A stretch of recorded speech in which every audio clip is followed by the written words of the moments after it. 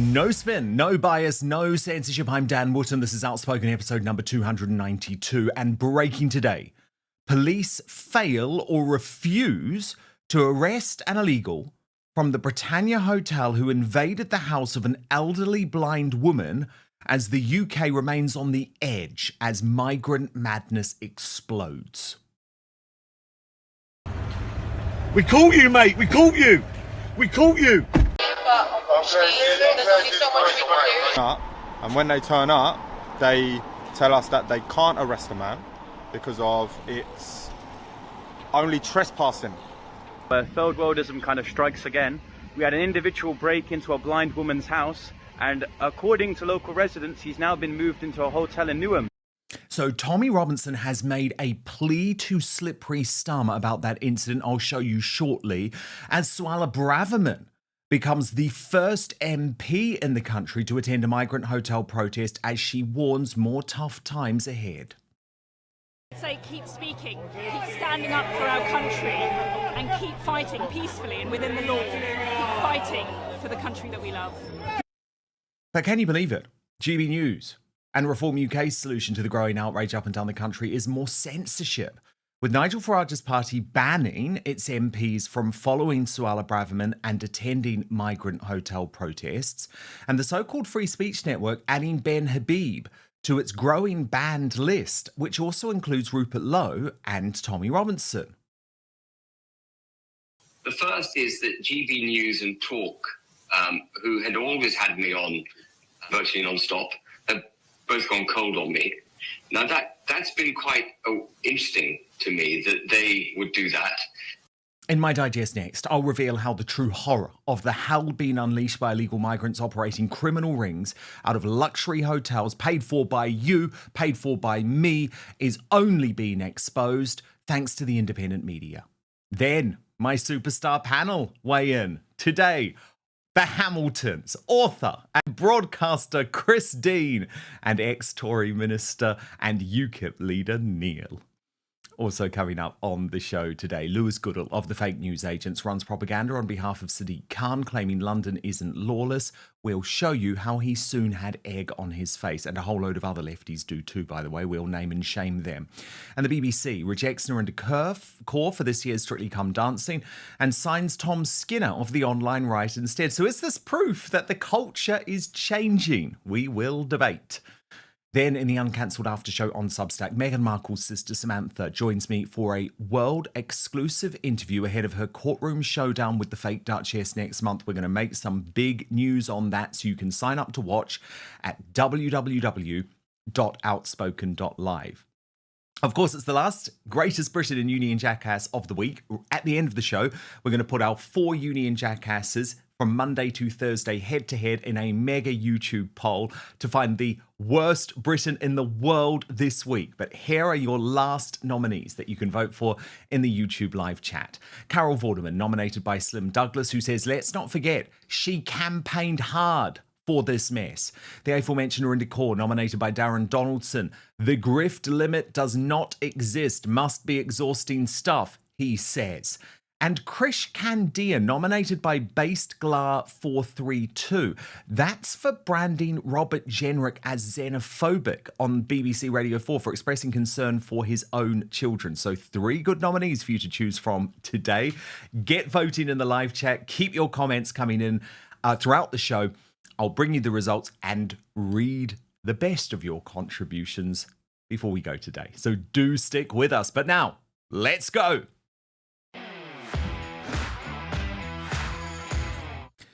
The true horror of the hell being unleashed by illegal migrants operating criminal rings out of luxury hotels paid for by you and me is only being exposed thanks to the independent media. The political establishment and MSM, they believe that not talking about the consequences of the daily invasion via our southern border and trumpeting stats which deludedly claim everything is great, that will stop the growing uprising against the betrayal of our borders and the Britain we love. I don't think so. Because yesterday, Yet another migrant, 32-year-old Mohammed Shawak from Syria, was arrested from the Bell Hotel in Epping, Essex, and swiftly charged for sexual assault alleged to have been committed just days ago. But 9 times out of 10, these criminal networks are getting away with their appalling behaviour. Which brings me to the horrifying scenes at the Britannia Hotel in Canary Wharf, recently converted into a migrant hotel, causing chaos and carnage for locals, as this demonic-looking resident decided to show himself into the house of a female said to be elderly and blind. This is the guy. This is him. He just tried to walk into a girl's house on the IOD. We watched her chase him. Now he's trying to cover his face. Look. Please. We caught you, mate. We caught you. We caught you. Now, brilliant independent journalist Jack Hadfield, he was soon on the scene. He posted a photo from a local resident in the Canary Wharf area of a man seemingly wearing the same clothes as the alleged home invader near the Britannia Hotel today. The local told him they reported another attempted home invasion to the police. And so how can we have any faith in our justice system when those police refuse to take action? Basil the Great posted, "Are you actually joking? An illegal migrant enters a woman's home and then leaves and walks away. Locals apprehended him and called the police. The police say they can't arrest him because he didn't steal anything. What is wrong with you?" And that actually happened. Watch. This man in this vehicle has just entered a lady's property without her consent, and these officers have said it's not an offence. They're letting him go. They're letting him go. Officer, how is that not an offence? How is it not an offence entering someo's house? That poor lady, anyway. Regardless, she didn't want him in the house. Is alarm fear and discretion? lady, bro. Is alarm fear and discretion offence? Is she not alarmed even in fear? You're letting him go. Let him go. He's allowed to do that. He's allowed to do that. Guys are quite unhappy about Yeah, 100 Street. but we have no allegation to arrest him for.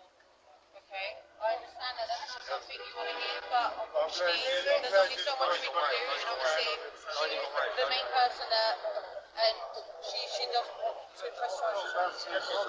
She does want to press charges. She just said to me.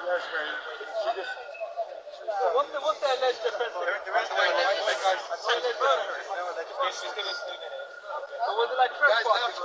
Sorry, everybody. Could you make some space, please? By entering someone's house. Come through. That's a lot more than trespassing. So if I went into someone's house, you'd do me for burglary. There's suspicion of burglary, yes. Sorry, buddy. Trying to make you.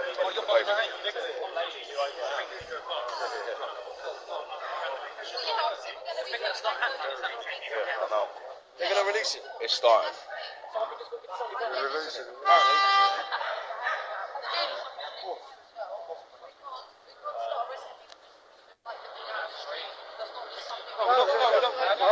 We've let him go about his business. But then when you enter people's houses, that's a different story. Trespass is part. Good Lord, so that Axel Rudagabana lookalike just patrolling the street because the police let him go. Tommy Robinson furious about this, pleading directly with Slippery Starmer. He wrote, "Illegal immigrant staying at the Britannia Hotel in Canary Wharf has broken into a lady's home in broad daylight. How much more are we supposed to take, Keir Starmer? Get them out of our country." Now, locals Dean and Richie, who were involved in apprehending the illegal, expressed the growing frustration on the ground that so many of us feel. We then detain him. We don't touch him. We phone the police and we say to the police, like, come down, this is what's happened. They turn up. Once they turn up, this is where the two-tier policing comes into play. They turn up, and when they turn up, they tell us that they can't arrest a man because of it's only trespassing. He didn't say anything. He didn't want to touch anything in their property, which they don't know because of the girl managed to get him out of her property. They put the man in their vehicle and drive him to return him to the Britannia Hotel on the Isle of Dogs, Canary Wharf. We then get down there, and then when we get down there, that's where all the two-tier policing starts. They say they can't arrest a man through trespassing not being a criminal offence, a civil matter. What's he doing in there? What's he doing in the property in the first place? What's his intentions of going into their house? And then once we get down there, they then started issuing, what was it? Section 35 got done for. So the old bill said you've got to leave the property and you can't come back till 2 o'clock in the morning. Now, this is going on multiple times every day in cities up and down this country. Indeed, we only know about this particular incident at all because of citizen and independent journalists like Young Bob. Inside the Britannia Hotel, where third worldism kind of strikes again, we had an individual break into a blind woman's house, and according to local residents, he's now been moved into a hotel in Newham. So this kind of demonstrates that firstly, the British public have now become emotionally unimpressed by people taking advantage of British citizens. And secondly, protests will continue to spark out in response to events like this. And of course, the police will just continually Section 35 them. So it demonstrates an incompetency by the police and also an incompetency in terms of migration. Of course, there hasn't been a word, not a single word from London's failed Mayor Sadiq Khan. But his Tory rival Susan Hall did challenge him last night, writing, "Attention, Sadiq Khan. We don't want these hotels in London. Look what's happening here. I know details about this because locals let me know. This incident must be dealt with appropriately. I would suggest that it's wrong for people to enter property without being invited." But as for the Met Police, Sadiq Khan's Met Police, their response was yet again clear as mud, as they claimed, "We understand a man entered a property through an open door, having been followed by a group of men in the street. The man has not been arrested at this time, as our initial investigation has not identified any offences. We understand this is distressing for the occupants. No sugar, Sherlock. This is a complex set of events and we are working hard to investigate and understand what happened. Reviewing officers' body-worn video footage." Okay, 2 things here. No eyewitnesses said there were any group of men following this illegal. And can I just be clear? Are we seriously saying that in the new lawless Britain, it is acceptable to enter somebody's house? This is insane. I mean, what's going on in London, by the way, is increasingly lawless, as the men who attacked Orthodox Jews with water pistols, they've got let off, of course, just with a slap on the wrist. I think this was awful, actually. Watch this.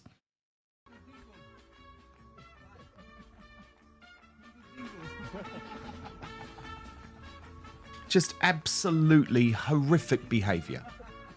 And of course, in this case, because the targeting was of an ethnic group, that isn't trendy. Sadiq Khan, again, doesn't give it a damn. Now, given the increasing presence of Antifa and the hard left, I have to say, it's hard not to feel huge empathy with this Tommy Robinson supporter. Yeah, and I calls him no egg, just taking pictures, and he wants to come over and take the piss out my sign. My daughter goes to school there, and I don't want none of this shit round here no more. Fucking done with it. I'm out the East End. Used to have my front door open. You come on, Ben, nilly. Get in Look there. what I'm fucking putting up with. Look at this. Play the fucking birthday music. What is this? What is this, lads? Antifa lot, mate. What is this? Yeah. We don't need it, do we? I'm not racist, nothing at all. I want an easy life for my children and everyone. Show me who you are and you're welcome here. Right or wrong? 100%, mate. And I've got to get into there once this site and have around me. Yeah. I said done fuck all wrong. We love Tommy Robinson! Tommy Robinson! Tommy Robinson! There's only one Tommy Robinson! One Tommy Robinson! There's only one Tommy Robinson! One Tommy Robinson! There's only one Tommy Robinson! One Tommy Robinson! There's only one Tommy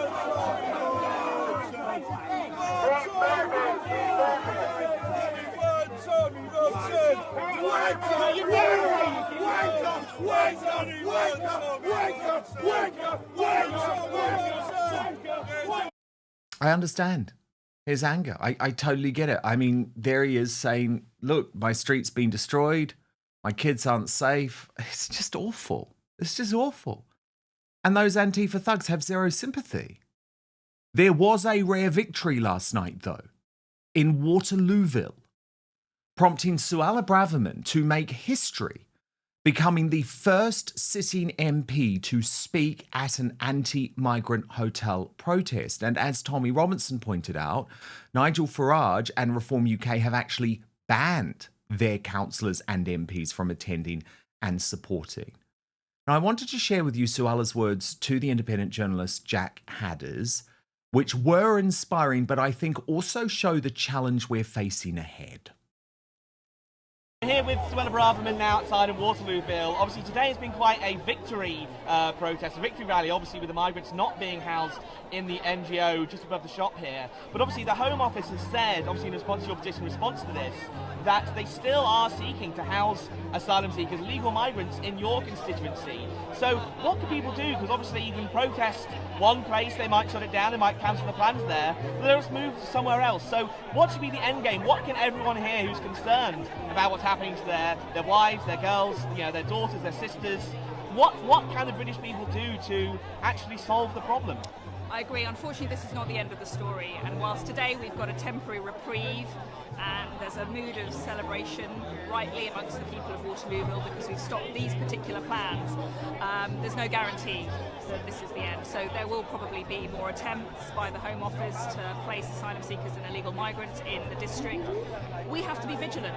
We have to be. It was thanks to local Conservative councillors who blew the whistle that these plans got stopped, and we just have to hope that that exposure happens again. The council is held to account. There is there's transparency, and everybody knows what's happening, because I think when there's knowledge, people have power, and people have spoken with their feet in their thousands in Waterlooville. We've never seen anything like this in Waterlooville as far as I've known Waterlooville, and this is historic, and so people can really make a difference when they abide by the law and they voice their concerns peacefully but respectfully.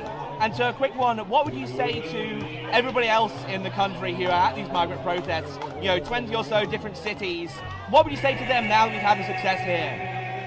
I'd say keep speaking, keep standing up for our country, and keep fighting peacefully and within the law. Keep fighting for the country that we love. I found that really inspiring, actually. Then, of course, there's the forgotten front, the French migrant camps, which two of Suella's Tory colleagues are helping to expose. Now, I get that this is ironic, right? I get this is ironic. You don't have to tell me. You know I do not support the Conservative Party after what they did. I understand they are largely responsible for this mess, but I still credit this specific work. Shadow Home Secretary Chris Philp revealing that he just had a knife pulled in the new jungle camp by Dunkirk and was then pelted with bottles while trying to speak to migrants. Chris, we just had a guy walk behind us with a rather large knife.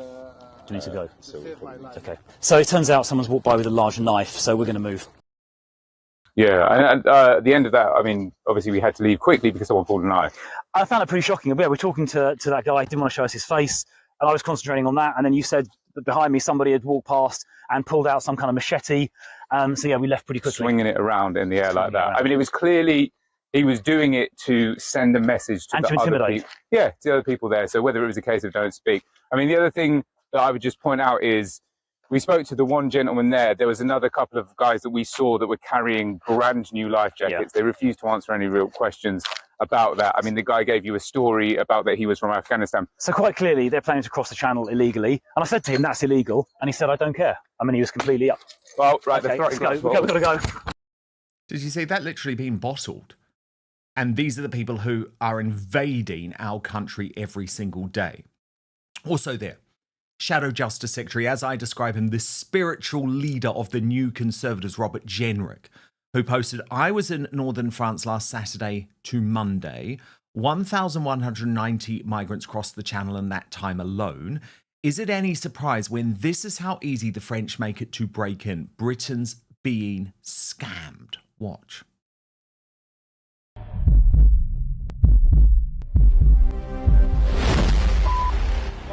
Go now.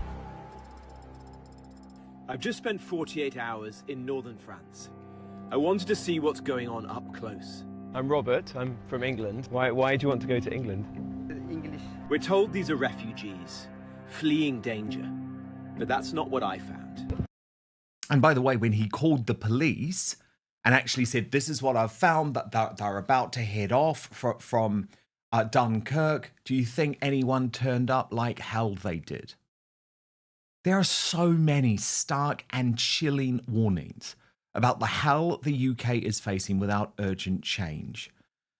And I think perhaps most shocking is the brilliant Ayaan Hirsi Ali telling us overnight that Britain is turning into Somalia. As Stephen Edgington, who interviewed her, pointed out, she knows what that means. A clan mentality, radical Islam, backward views, and the oppression of women. Rather than integrating such migrants, she warns those migrants are transforming Britain into their own culture. You must listen to her warning. So do you fear, just very briefly, the West is sort of becoming more like Somalia rather than the other way around? Well, if you look at the demographic changes, yes, because more and more people, like the Somali clans, are coming here and establishing themselves here, and they are being told you can have, you know, the welfare state, whatever it offers you, you can have it. You don't have to give anything in return. The Westerners are not having babies themselves. And then there's the Muslim Brotherhood. So there's that other layer, which I was telling you, that complex, which is explicitly telling Muslim immigrants, do not assimilate, do not adopt the values of the West. So we have a cocktail of problems. We have a cocktail of expectations of the immigrant, clan immigrant, the Muslim immigrant versus the white nation state, host society, that are all at crossroads with one another. And the way out of it is to have these honest, open discussions. People are not being asked to give up their clans. But if you come to England, we're in Hungary now, if you come to America, this is how we live with one. Here are the rules. I talked a little bit about, please give me 1 second because it's so important to me. The way men behave towards women is now becoming the most manifest problem in Europe. You cannot walk the streets without, I feel safe in Hungary, I feel safe in Jerusalem, I don't feel safe in Paris, Berlin, Amsterdam, London. That is crazy. We're sacrificing girls and women at the altar of what? Because what is it atonement? I mean, I've talked to so many different people who try and give me an explanation of why the host societies are behaving in the ways that they behave. We are sacrificing our women and girls. So what is there to do? We'll certainly take inspiration from the Pink Ladies, who are planning a massive day of action on Wednesday, the 1st of October. With that and Tommy's Uniting the Kingdom rally next month, I would argue that soon, Slippery Starmer won't be able to avoid the rising levels of anger about what he is doing to our country. Now, the Superstar panel.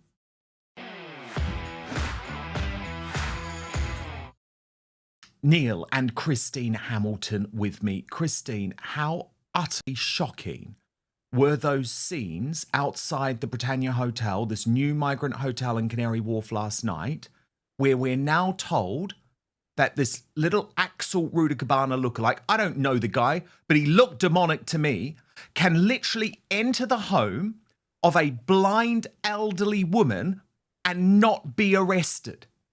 It's nuts. What is happening? Well, you're quite right. I mean, I am. Look at him, Christine. I know. Imagine if he was in your home. I don't want to look at him, thank you very much. And you're absolutely right. He does look like Axel, whatever. I was happily minding my own business in the vegetable garden, and I came in to get ready for you, and I have now gone into such a deep depression, one thing after another. It's not that I didn't know that this sort of stuff was happening. Neil will be the one to tell you the law. As I understand it, the critical fact is that her door was open. He didn't even have to open the door. No, Neil is shaking his head. But, oh no, that is Axel Rudakabana, That isn't is. it? They look so similar. Honestly, it's Dan. chilling. But there's so many of these people. Okay, Neil, so is that true? Is that true? If your door is open, someone can No. walk in and not be arrested. No, of course it isn't. The fact that your door is open doesn't mean it's an invitation to the world at large to come in without your permission. And there's such a thing as criminal trespass. It's true what the police said, that a civil trespass obviously isn't something for which you can be arrested. But if the manner in which you conduct yourself is such as to inspire fear or distress in the person who is inside the house, then that is one of the ingredients of criminal trespass. And they could certainly have arrested him for that, in my opinion, at least for questioning and further investigation. You know, what we're seeing in those dreadful scenes which you showed is the disintegration of our culture and indeed of our nation.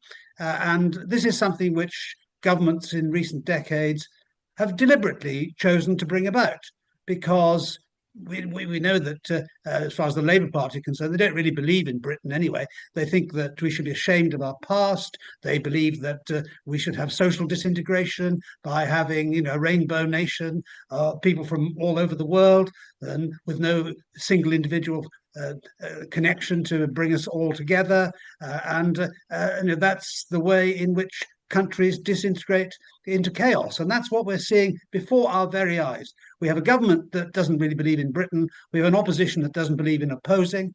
And so our parliament, which is supposed to be the grand chamber of the nation, in which our fears and hopes are vested, does absolutely nothing to protect us from the scenes that you've seen there. In fact, they've done everything possible to bring about. Now, the last Conservative government presided over the largest increase in immigration in the entire history of Britain. And as a result of Boris Johnson's appalling relaxations the Boris wave.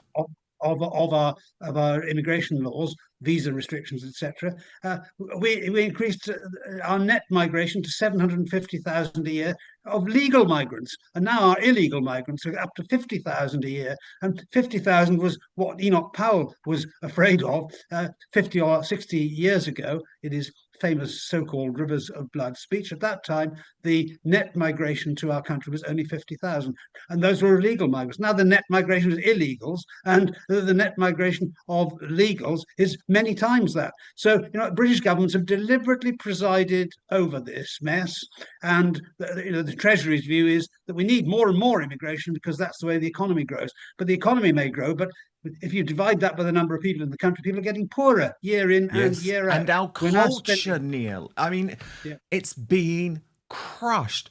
Christine, I mean, I know there's an irony, because I totally agree with everything Neil has just said about the Conservative government. At the same time, I did find Suella Braverman inspiring at Waterlooville. I wish all of our MPs could have the sort of bravery and balls of her. She's the first MP, Christine, to turn up to one of these migrant protests. Reform has actually banned. They've banned their politicians, their MPs, their councillors from attending.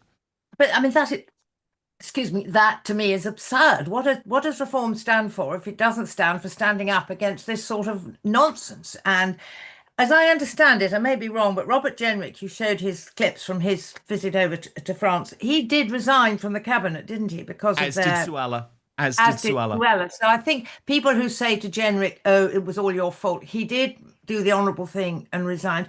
But the other thing that annoyed, I mean, I may sound quite calm, but I'm actually not. I'm furious. The other thing is we are paying the French millions of pounds to do nothing.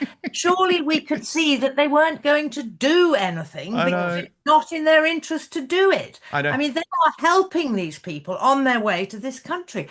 And the people say, oh, but the birth rate amongst the indigenous Brits is declining, therefore we need all these immigrants. I'm sorry, but we don't. We don't need any more immigrants who are going to bring the wrong values, the wrong culture, the wrong heritage, the wrong everything into this country. We need more people who share our values and share the way we respect women and we respect the countryside, etc., etc.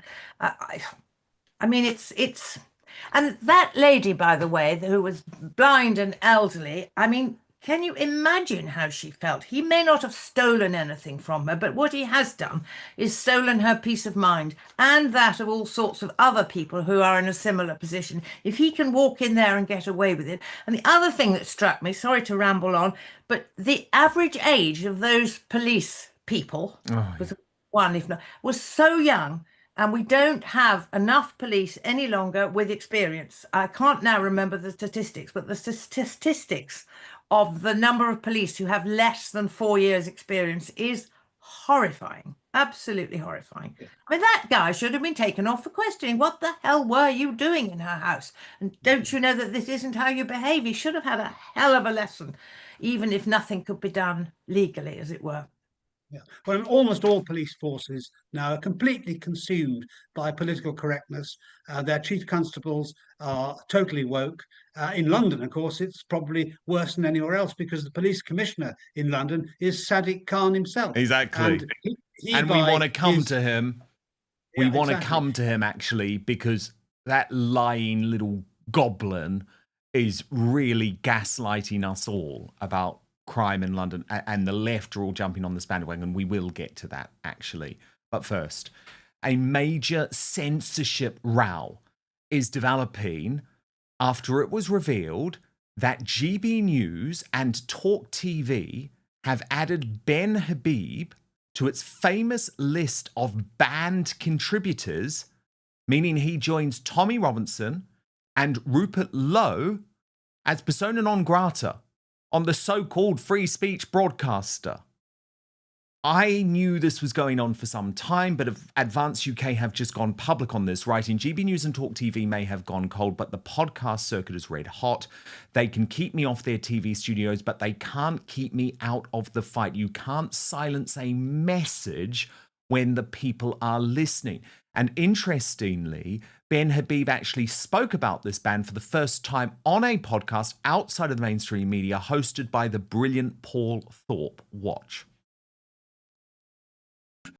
How are you finding your newfound fame, if you like, and popularity? Have you sort of noticed a difference in the way people are recognising you and speaking with you? Well, a couple of things, 3 things have happened, I think, in my personal life. The first is that GB News and Talk, who had always had me on virtually non-stop, have both gone cold on me. Now, that's been quite interesting to me that they would do that, which suggests to me there are other forces in play of which I was not previously aware. The second thing is I am just all over podcasts, you know, such as yourself and others. And that seems to be winning the day, Talk and GB News. I think the podcast circuit and committed podcasters and presenters like yourself are really getting me in there. Indeed, and the thing is, the media is changing, but this is still disgusting. Shame on GB News. What is it? What is it? Well, I can tell you, I was one of their launch presenters. Unfortunately, it has morphed from being a free speech broadcaster to effectively an organ of the establishment, the centre-right establishment controlled by Paul Marshall and Legatum Institute, 2 billionaires. Richard Taylor posted on this. So true, Ben Habib dropped from being a regular with GB News and weekly show on Talk TV with Mike Graham. I've reached out, but alas, to no avail. He is, of course, one of the members of the Advance UK board. And he also said, we won't forget. Neither will those that gather on the 13th of September.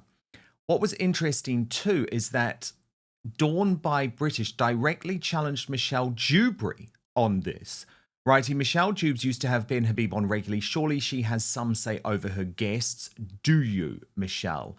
And again, I thought I would step in to help on this because I do think it is a great weakness of a presenter like Michelle Dewberry not to stand up for her guests, but she wants the money. And unfortunately, there are a whole load of things that Michelle Dewberry just knows she cannot talk about on air, including her support of Tommy Robinson. Now, you might think that is me in some way digging out Michelle Dewberry. It is not, but I am being honest because unfortunately, there is a huge amount of control going on within that broadcaster. So to my superstar panel, Neil and Christine Hamilton, both regulars on GB News, although not so much these days, certainly not in my days when you were regulars.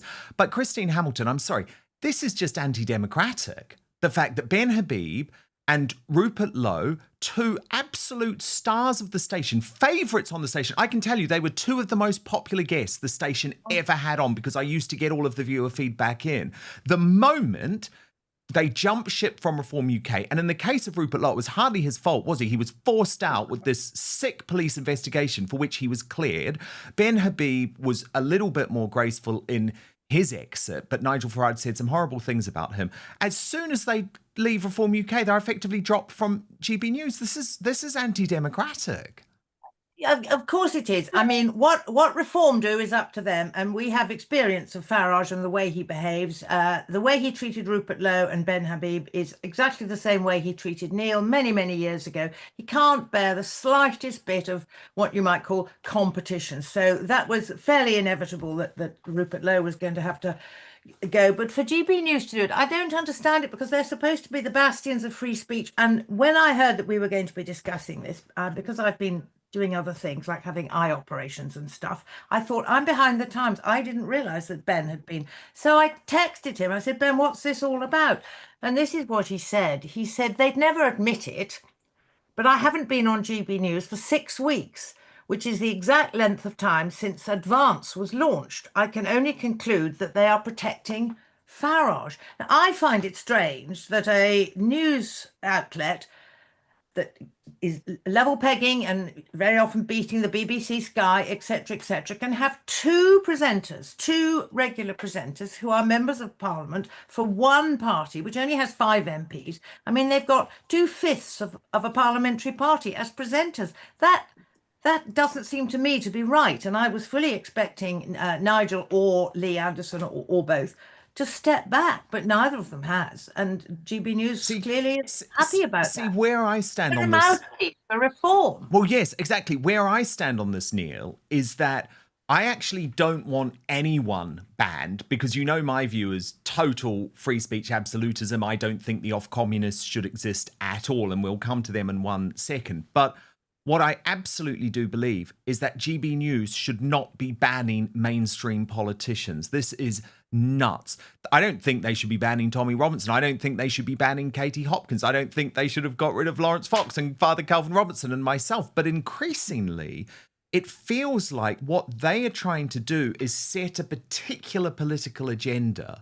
And it does very much seem one that is based around this move to the centre, because Neil, there has been a quite clear move to the centre from Reform UK, but now GB News as well. Well, I think as they've become more successful, they become more cautious, perhaps, and that may explain the psychology of this. But, you know, Rupert Lowe and Ben Habib are not frothing at the mouth extremists. They're both highly successful businessmen in their own sphere. They're highly articulate. They are very moderate in the way they express themselves, and they're highly intelligent men, and they're very good broadcasters. I mean, Ben Habib, I think, is absolutely superb. I just don't understand a TV channel that doesn't want to make use of people like that rather than freeze them out, if that's the decision that has been taken. I just cannot understand why they would allow themselves to be put in the position where we're talking about them in this way.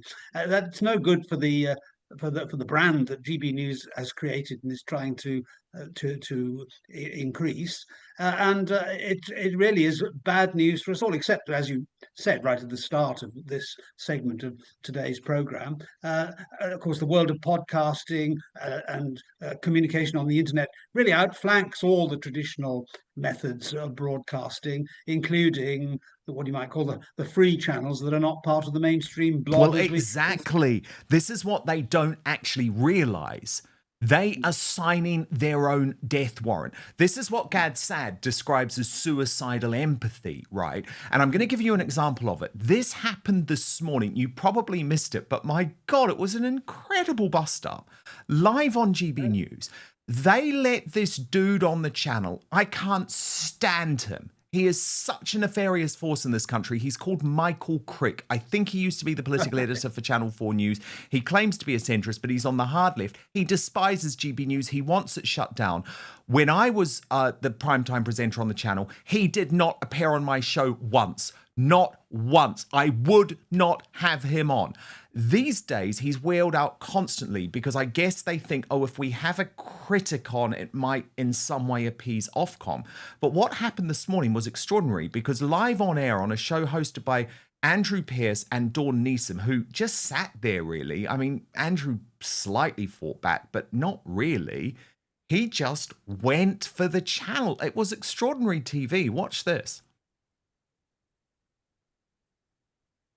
Lets you get away with murder. What do you mean gets away with murder, Michael? Come on, that's ridiculous. What do you mean lets us I don't mean literally murder, but in terms of your bias, I mean, you know, of your I mean, how many members? Here's a quiz question for you: how many members of the Reform Parliamentary Party over the last 12 months have been GB News presenters? 3. Which other party has half of its presenters on GB News? Well, hang on. How many of your presenters? Hang on. Well, let's answer the question, Michael. Michael, we've got Miriam Cates on this channel. She's a former Tory MP. We've got Jacob Rees-Mogg on this channel. He's a former Tory MP. Right of centre. Right of centre. Gloria De Piero. There's not many left-wingers left on your channel. Hang on, Michael. Ofcom should have cracked down on this. Hang on, Michael. Gloria De Piero is a presenter here. She's a former Labour MP. We are a broad church. Well, that's I would say people listening you can list about 20 right-wing presenters and there may be 1 or 2 left-wing presenters, and you often get debates a bit like this one, where there's 2 of you against somebody expressing, well, I'm not even left of centre myself, I'm a centrist, but expressing an alternative view. Michael, I mean, there's often out there on programmes, I'm up against 3 people. You need someone holding your hand, Michael. And it's not fair. And you're a propaganda channel, not a news channel. Same as Talk. Well, and Ofcom should have done something about this. But that's a different matter. We're not discussing that really. We're discussing. Well, I would push back on the fact we're propaganda. The BBC, I would say, is propaganda. I would say it's left of centre, and it churns out a left of centre bias all the time, which is why its viewing figures and listening figures are falling. Well, I mean, I just find it extraordinary. I mean, I guess, Christine, you could say, well, at least they're having that side of the argument on. But when you're banning Rupert Lowe, when you're banning Tommy Robinson, you're banning Ben Habib, but you're letting Michael Crick on all the time to behave like that, I just don't know what's going on. Well, I've no idea whether they let him on all the time. I don't watch enough. If they've got to have the lefties, it's Michael Crick to say he's centre. Dear heavens alive, we've known Michael for many, many years, and he certainly is not. They do have the lefties on. I can't think of it. They have Benjamin Butterworth on a lot, who I actually like Benjamin. And there's a Matthew Stadler. Matthew Stadler, yes. Because but they're all useful idiots for Ofcom. That's why they have them on. The Ofcommunists insist upon it. I'm not against them having Michael Crick on per se, because they, as you say, they have to have balance. But to me, that whole debate just got out of hand. It was ridiculous. It was a shouting match. Well, I would have shut it down. What's interesting is when you actually start cancelling people, though, and I know this, and you two know all about this too, it just gives you more, I think, more verve. It gives you more get up and go. It gives you more desire, because if you're being cancelled, well, there must be a reason behind it. And I wanted to just show you the final part of this Ben Habib interview with Paul Thorpe, because I noticed a real change in the way that Ben was talking. It's very clear there is now a new fire in his belly, and he views Advance UK and this political movement now as his calling for life. Whereas in Reform UK, he was always sort of slightly on the sideline and he wasn't sure if this was really what he wanted to do. Well, my God, the cancellation has changed him. Watch this. The third thing that's taking place, which no one will be aware of, is that the burden of what I've taken on, the responsibility of it weighs heavily on me. I think about it non-stop. And I know that I'm taking on something which it's going to get bigger and bigger. I can see that now. And there's going to be no calm moments. No I think, rest for the wicked. My life. Yeah, I think for the rest of my life, Paul, I think this is probably something, this is a train I've got on, which will keep me busy for the rest of my life. Maybe but Ben, it's your calling. You know, you've been given to us, I believe, as the man that can lead us to victory. I said that from the day I met you. and I've seen nothing since to change my mind. I think that you're a man on a mission. You are exactly what the nation needs. And I think there's no stopping us now. I really believe that. Well, thank you. There certainly won't be any, we won't fail for want of trying. Every single thing that needs to be tried and tested to deliver the result that we all want will be tried and tested. There won't be a single page that won't be turned over. No stone left unturned. We're going to do everything. Neil Hamilton, I found that fascinating. It was a totally new, uncompromising Ben Habib. This is it for him. This is his life's work now. Yeah, I think that's absolutely right. And you could say the same about Rupert Lowe. I mean, Rupert yes. would never have thought of himself cast in this light, even a year ago, or whenever it was that he was cast into outer darkness by Farage. But both of them now are fired up by a sense of mission. And, Farage has a sense of mission, of course, par excellence, and he has done an amazing job in the last 25, 30 years, first of all with UKIP and the Brexit Party and Reform. So nobody can take that away from him. But I think it's tragic that we are seeing on call it the right for these purposes, now a fracturing of what should be a unified response to the Uniparty, which has ruined our country in the last 40, 50 years. The only bright gleam in the dark of the last 50 years was the Thatcher administration. And since 1990, the Tory party has gone in fits and starts in the opposite direction until now it's virtually indistinguishable from the Labour Party in the outcome of what it does. And it's tragic, therefore, that what should be an opportunity for all people of like minds, like Ben, Rupert Lowe, yourself, us, and most, if not all, the people who are in Reform, that we should be risking the failure of our project to restore the integrity of our country and defend our culture in a way that no government has been doing almost in our lifetimes. Indeed. But if GB News is going to cut us all off, sorry, Neil, I'll let you finish your point, but I'm just going to say, if GB News is going to cut all of us patriots out, then unfortunately there's going to have to be other platforms. Absolutely right. And let's remember, the audience for news channels like Sky, BBC, News 24, as well as GB News, is minute. Probably no more than 1 million or so people watching at any one time. So in a population of 65 million and rapidly rising, then this is marginal at best. So the world, or the free world, as I call it, of the internet, actually is on a par with them already, I would guess, and is far more flexible than broadcast channels can ever be. So, but what a shame it is that we're not uniting and combining to maximise our firepower and strength, and rather than talking now about why it is that people are trying to undermine, in effect, the outcome of what we're all fighting to achieve. Lawless London is now at the heart of the biggest political debate of the day. So let me tell you, this is the city that I have chosen to live in for the past 2 decades. I moved here when I was 21. I fell in love with it. It very quickly was part of my heart and part of my soul. And my God, I used to proudly boast that I lived in the best city in the world. But under Sadiq Khan, London has turned into a total shithole. A dangerous, lawless place where you are not safe on the streets. I mean, I just want to show you Oxford Street last night. For example, this is the main shopping district of the United Kingdom, which now, after midnight, becomes a homeless camp. And these are the types of streets that even in broad daylight, you cannot walk down with a Rolex watch if you don't want to be murdered, or even a mobile phone if you don't want to be robbed.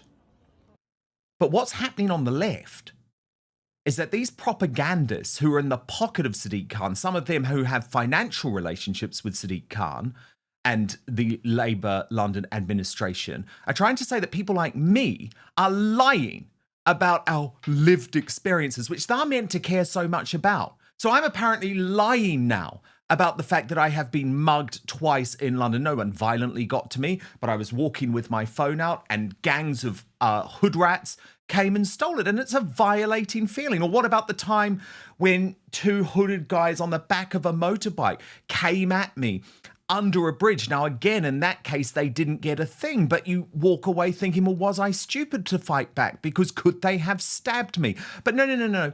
According to Lewis Goodall, who is now on the ultimate campaign to say that there is no issue in our biggest city, he says so many sad little bots on here talking about people like me, triggered by actual facts about a city they certainly don't live in. I've been here for 20 years, you moron, and probably haven't visited for years, if ever. Pathetic.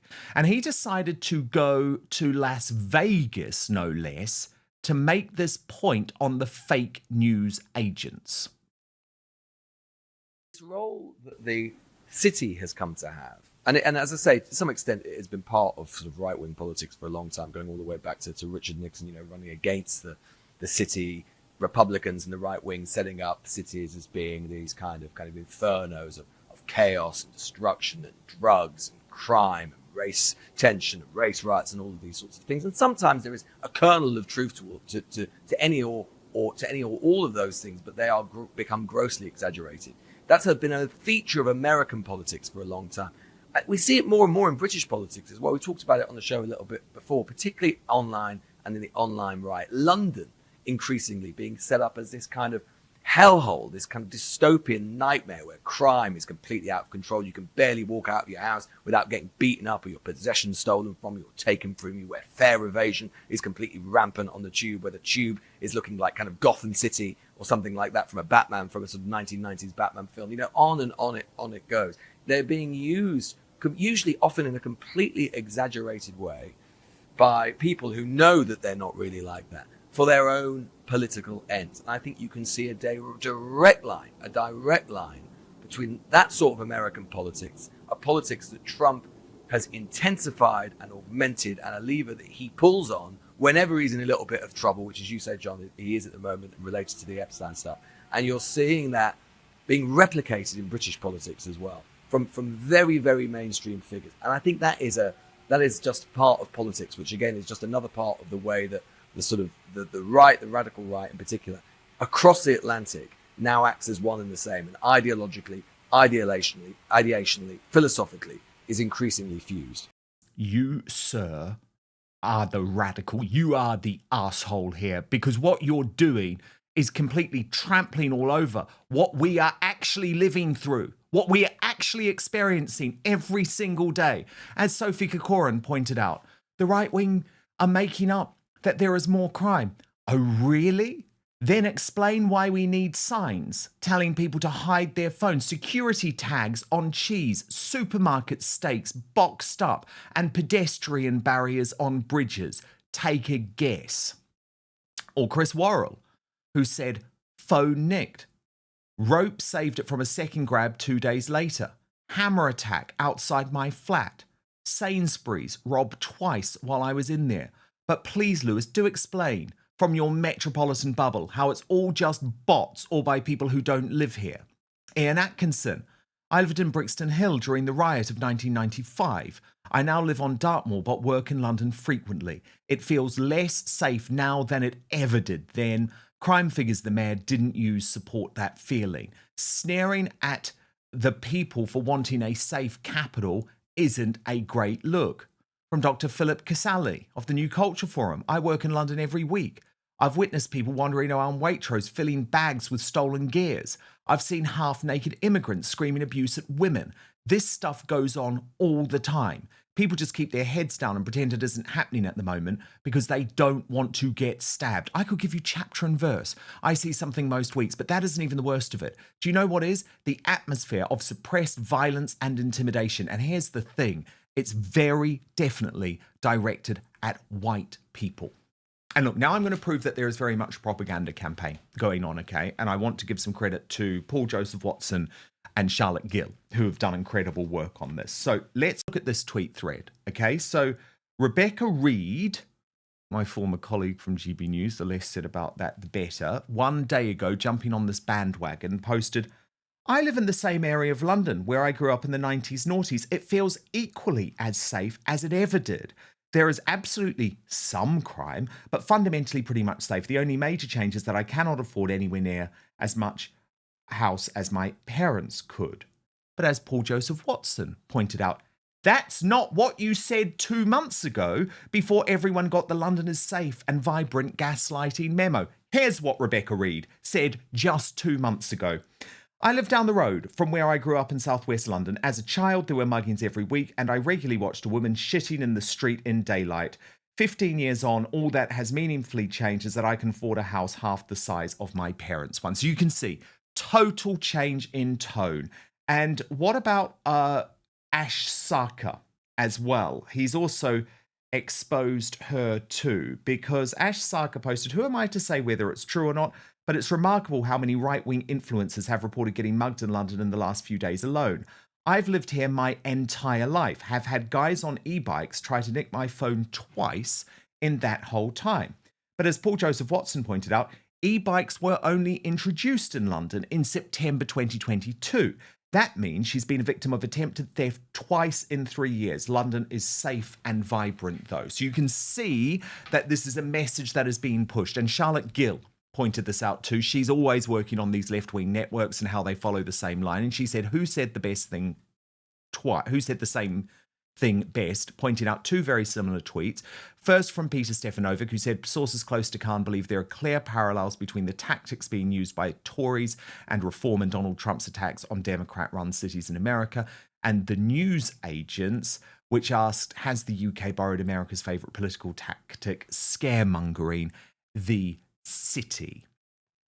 So Neil and Christine Hamilton, let me bring you in. This makes me so angry, okay? Because Neil, I've been a resident of London for over 2 decades. The changing face of London since Sadiq Khan became mayor has been utterly horrific. And I mean, this happens in my day-to-day life. I don't, you know that this is not a lie when you see it happening. Like my neighbour who had their house invaded at 2 p.m. on a Sunday afternoon just 2 weeks ago by 3 Asian thugs, right, who came in to try and drill through the door. We were calling the police desperately. They didn't even bother to turn up. So that is something that literally happened to me in the past month. Or one of my very close friends who lost one of their best friends just around the corner from me when they were punched in the head and killed at a local Sainsbury's at 8:30 p.m. at night. That is a story that has barely been reported. Another friend of mine, a late friend of mine, was also killed in a one-punch attack on the corner of Tottenham Court Road in London, right outside the Harry Potter Theatre, for his phone. My fiance's sister had been in this city for a matter of 5 minutes the other day when her phone was stolen from her hand. These are not propaganda instances. This is a hell that we have to live every single day in this city, Neil. Yeah, and of course the lefty lie machine, the examples of which you just paraded before us, know this as well as you and I do, and they're just trying to disguise the reality which everybody else is fully aware of. So their words are going to go nowhere in terms of public opinion. And London as a city, which is the capital of the United Kingdom, is completely unrecognisable from the one that I knew when I first went to work in London in the 1970s. I can't bear to go to London now. In fact, if I go to London, I go up and down on the train in the day. And it's very unusual for me to be in London at all anymore, because as a result of the internet, of course, I can work from home perfectly happily. But London now has disintegrated, I think, in all meaningful respects compared with what it was like before. I mean, is this surprising? Only 44% of the residents of Greater London were born in the United Kingdom. Isn't that the most remarkable fact? The capital of the United Kingdom, one of the greatest cities in the world, a population in 8 figures, only 44% of the people who live in it were born in the United Kingdom. And this all goes back to the first topic that we were discussing earlier on, immigration. There has been a calculated policy on the part of successive British governments, Conservative just as well as Labour, to dilute the what you might call indigenous population in its own country. It has been, in effect, something which is really an exercise in the abolition of Britain. I think it was Peter Hitchens wrote a book called The Abolition of Britain. That's what we're seeing. It is a deliberate policy which is being imposed upon us by our own governments. Almost nobody in Parliament will talk about this, and that's why shows such as yours are so vitally important if we're to turn the tide. But London itself is almost a basket case now. It is a basket case. It's a total basket case. And Christine, it makes me so upset, actually, for Lewis Goodall to just lie like that and try and suggest that people like me are spreading propaganda. I mean, it could happen to him.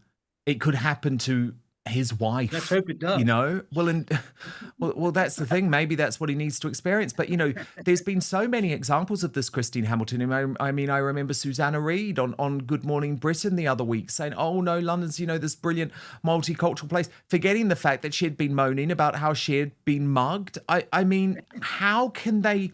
I don't understand how the left can just accept this type of threat that we're all under.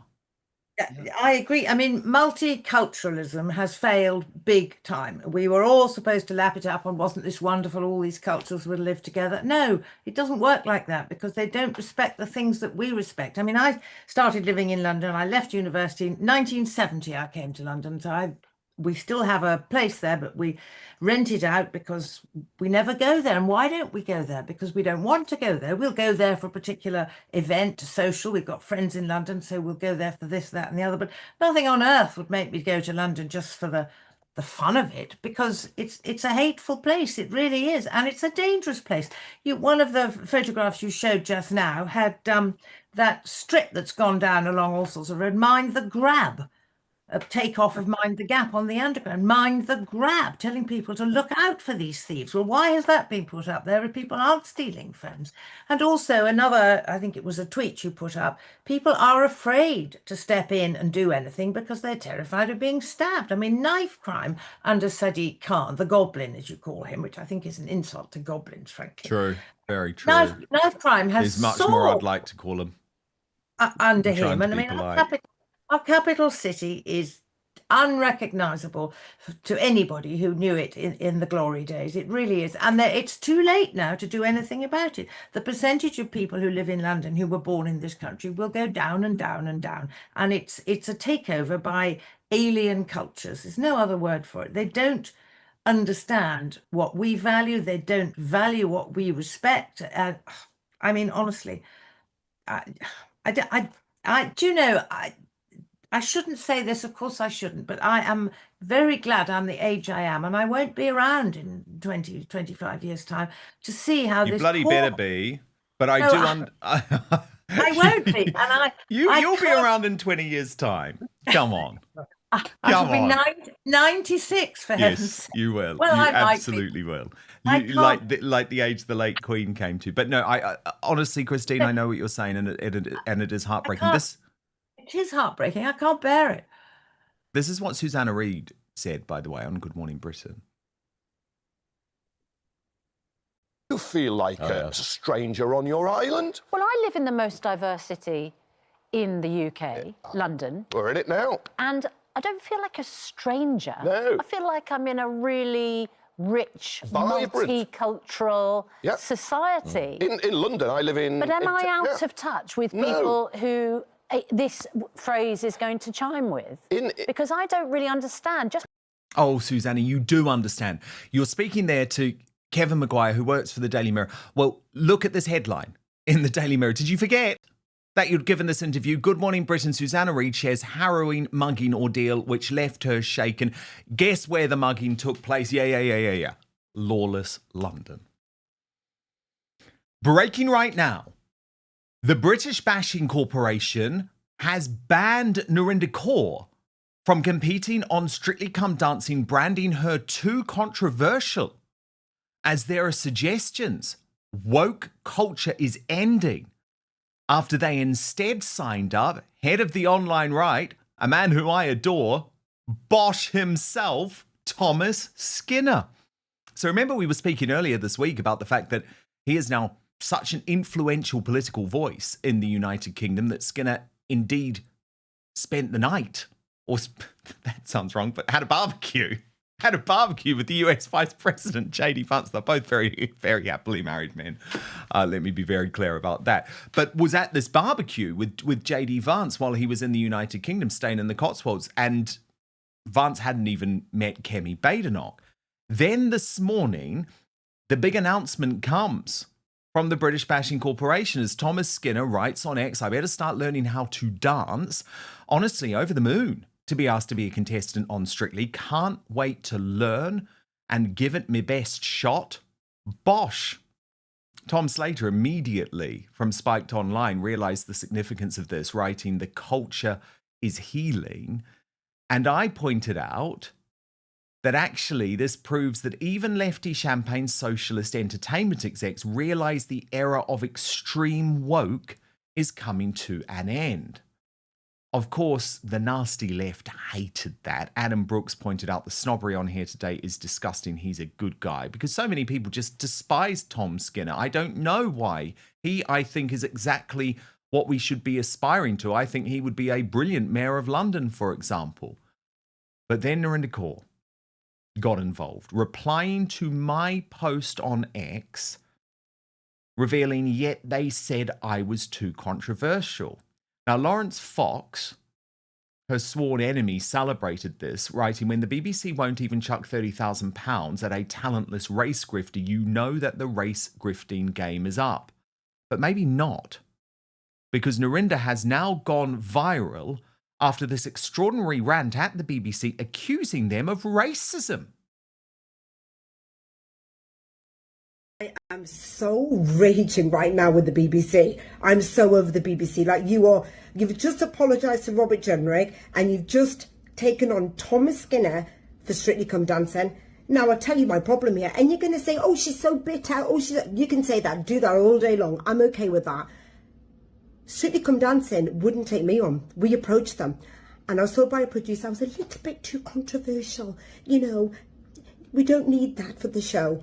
I accept that. And they put on brown women every single time, brown or black women who are quiet, who don't have opinions, because that's the kind of brown women they accept. That's what their audience likes. But you, God forbid you're a brown woman who has some opinions, then they'll never take you on. But if you're a white man, Thomas Skinner, proud patriot, of the online right, who's got a criminal past charged with theft, you're all right. Narinder, you just don't get it. I hate to be the one to burst your bubble, but you just don't get it. Narinder, my dear, you spend every waking moment trying to tear down and divide this United Kingdom. Thomas Skinner is spending his every waking moment trying to bring us together. And to accuse the British Bashing Corporation of racism is quite something. Given that I'd say the biggest shock here is that they've actually hired a straight white bloke. Not something they do very often, but she wasn't finished. She wasn't finished. And just one last thing. It took a lot for me to put that video out because, I wouldn't put that out, Narinder, because you'll never be hired by the BBC again or anyone, because if you're seen complaining or, making these accusations and, it just doesn't look good, as usual, always trying to shut down brown and black women. I'm absolutely fed up of it. But the facts are this. I'm okay they didn't want to choose me because they thought it was controversial, brown women complaining about racism or talking about, the wrongs of the world. Okay, that's too controversial for their audience. But you took on an equally controversial white man. What is that? What is that? Is that white man privilege? Is it racism, prejudice, unconscious bias? Or is it just wrong? Honestly, I've always supported the BBC. You can go down my Twitter. It's disgusting. I'm so upset today. And you notice there she made personal attacks at Thomas Skinner. Well, the Bosch man himself, and this is why I love him, he took Narinder on head on, but in a totally respectful way.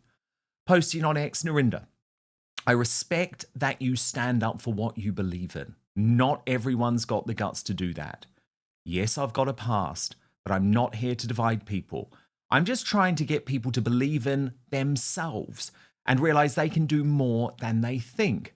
Life can be so much better when you let happiness in and don't always be angry towards others.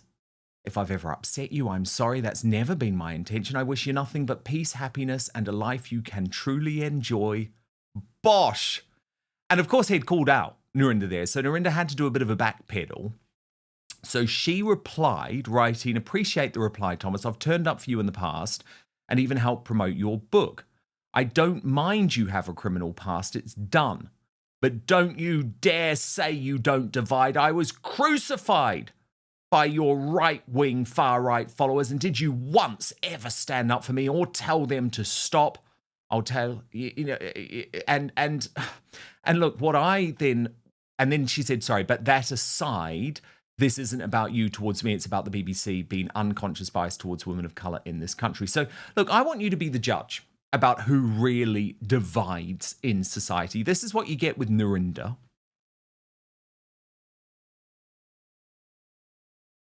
You can't keep getting out of jail card. And actually, I do worry for the coronation. In no sense is that a symbol of you know what that is? nationalism or That's racism. just kind of ignorance to me, because you're waving it around, and I feel it's... Don't start with me. You wouldn't use the C word.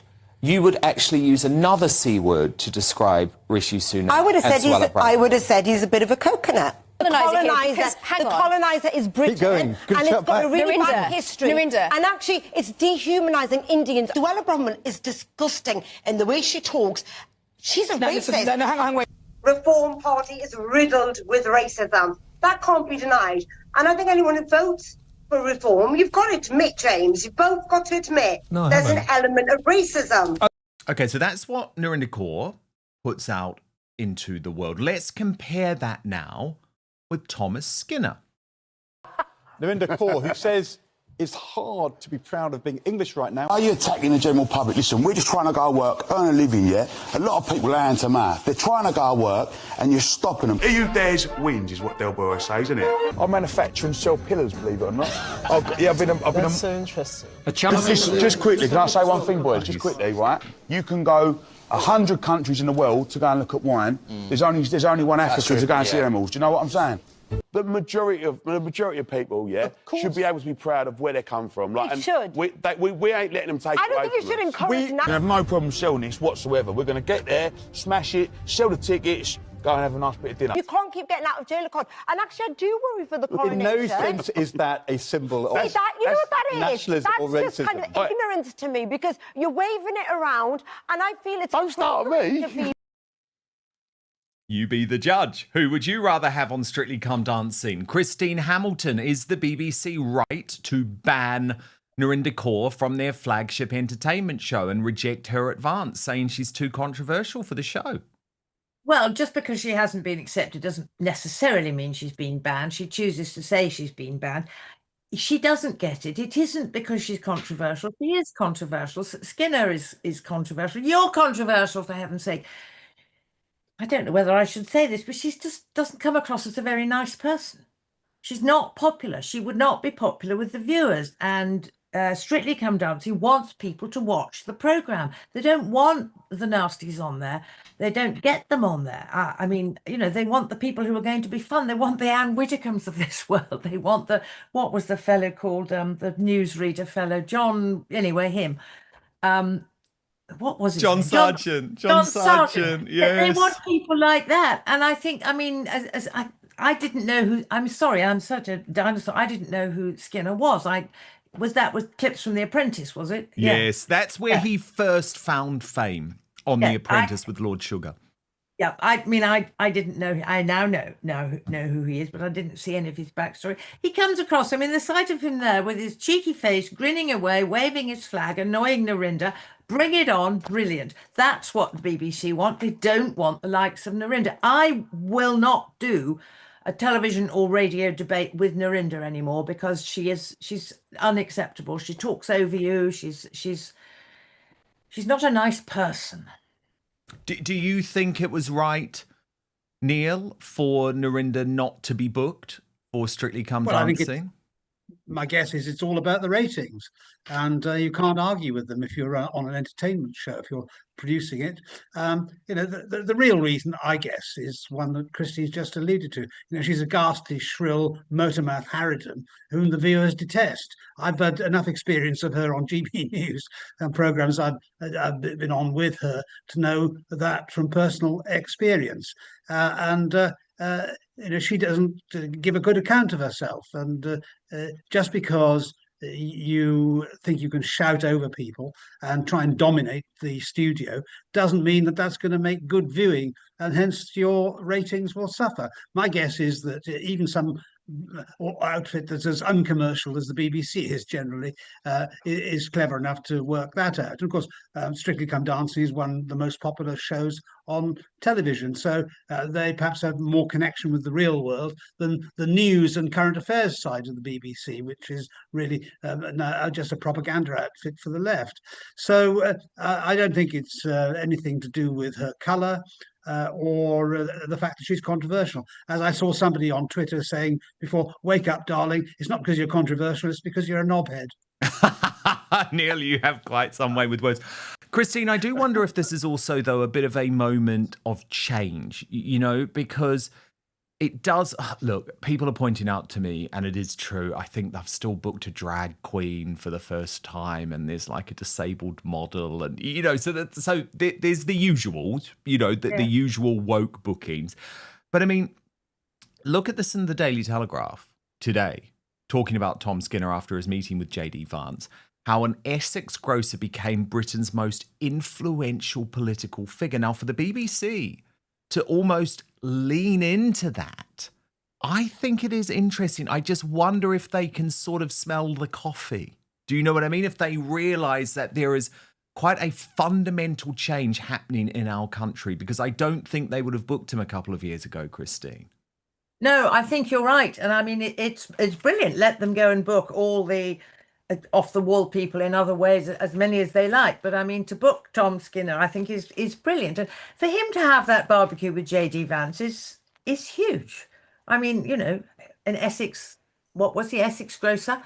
It's incredible that JD Vance picked him out. Somebody probably suggested him, but JD Vance might have spotted him. Well, no, because I think he'd spotted him because they'd had communication on X, you see, because my understanding is that JD Vance asked to meet Tom Skinner because it was actually George Osborne, the former Chancellor, who was putting together everyone. And come on, George Osborne, he's a snob. There's no way George Osborne is saying, oh, you've got to meet Tom Skinner. So my belief is that it all came from JD Vance himself. Yeah, I'm sure you're right. I can't see George Osborne. Sorry, the very idea of him putting Skinner forward is laughable because, as you say, he's a snob and a knob. But I mean, who would you rather have for a barbecue, Tom Skinner or Narinder Kaur? Narinder is a very good cook. Do you know what? I'd actually love to host a barbecue with both of them. I think they'd just go at it. It would be great. I could be the moderator. But no, I think probably 99.999% of people out there, Christine, will have a very clear answer to that question. And they want to hang out with the Bosch man, Has she done I'm a Celebrity, Get Me Out of Here? No, but she found fame, of course, in, I think it was the series of Big Brother that Brian Dowling won. So I think wasn't that the second series of Big Brother, I think. So she was a very early reality star. So she knows how to play TV. And yeah, but I'm excited about Tom Skinner on Strictly. I don't watch Strictly, but I could absolutely see him going to the end. But Christine Hamilton, we're just the same. We don't watch either, but I just might watch Tom Skinner. But I'll vote for him. I'm not going to watch. I try not to watch the BBC, but I'll vote for him because I think it would be such an amazing thing for this country if actually you had Tom Skinner win a competition like that. Christine Hamilton, Neil Hamilton, my brilliant superstar panel. Love you both. Thank you very, very much for being here today. Going to reveal our greatest Britain Union jackass in just one moment, but first to your comments. Thank you so much for your super chats today. Private Jose wrote, don't trust reform, full of lies. Advance UK are the only way for a better future. Sign up now.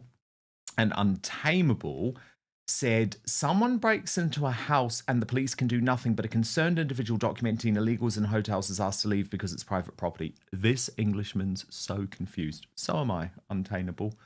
Some other comments. The Outer Limits said he trespassed, but had he not been repelled from the home, what may have been stolen or worse to the well-being of the elderly blind resident indeed. Peter Hornsby said, perhaps a couple of hundred people should protest in Sadiq Khan's backyard. Since it's clearly not against the law to trespass, just don't break anything, guys, and don't take anything. You'll be fine. Oh, yeah, the police would be so cool with that, wouldn't they? Paul Matt says it's about time we stood our ground. We must show the government we will not let these continue. 13th of September in London is our last chance. And Helen O'D, who's been a member, by the way, for 1 year. Thank you, Helen, for your huge support of Outspoken Plus, said Ben Habib and Rupert Lowe were brilliant guests. This is talking about the GB News and Talk TV ban. Dan's right. Michelle Dewberry seems to be stuck with having Zia Yusuf on every Monday instead, and I don't think that's her choice. It's so telling, isn't it? Ben Habib's gone, and all of a sudden you've got Zia Yusuf, who I just find so smug anytime he's on TV, on every single week, and there's no way he's got the popularity of Ben Habib. Okay, time to reveal today's greatest Britain and Union jackass. A quick reminder of your nominees. Carol Vorderman, put forward by Slim Douglas for campaigning for the Labour government. Narinder Kaur, put forward by Darren Donaldson. We know why, but he said, this grift limit does not exist, must be exhausting stuff. And Krish Kandiah, nominated by Based Gla 432 for branding Robert Jenrick as xenophobic on the Radio 4 Today programme yesterday. Okay, your results are in. Krish Kandiah with 16%. Carol Vorderman, the runner-up, with 24%. But after her Strictly Come Dancing tirade, Narinder Kaur, your Union jackass winner, with 60% of the vote. So that's like a total landslide. This is exciting now because we put forward your 4 nominees from the week to be named the worst Britain in the world this week on tomorrow's show, Friday's show. I put this in the post section on YouTube straight after the show. You can get voting. God, we had tens of thousands of votes again last week. It's amazing. And it's an all-female lineup this week. Monday, Camilla Tominay for her white supremacist attack on Tommy Robinson. Tuesday, Scheming Sturgeon for the madness of her new book. Wednesday, Victoria Derbyshire for her coverage of the migrant crisis on Newsnight. Thursday, today, Narinder Kaur. So it's Camilla versus Nicola versus Victoria versus Narinder. That is going to be interesting, and you can get voting in just a few moments. But today's greatest Britain is Chris Philp, the Shadow Home Secretary nominated by T21 Jan for having to flee a mad illegal migrant in Calais.